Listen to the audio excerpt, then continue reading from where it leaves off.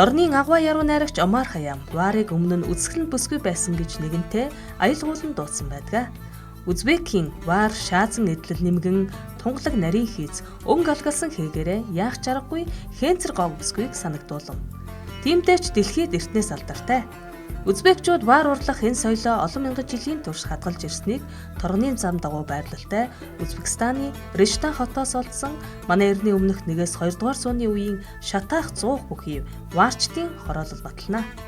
Та Узбекистаны хааж утсан үйлдвэрт хийсэн болон гар аргаар урлсан варыг олж авах боломжтой.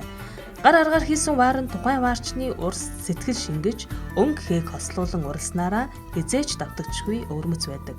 Рештаны вар гэхэд л оюун номин болон хөх өнгийг хослуулан хийдгээрээ онцгойрно.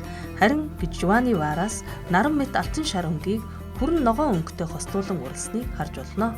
Хорезмийн варыг ихс дээдэс зориулан голчлон хөх өнгөтэй хийж байжээ.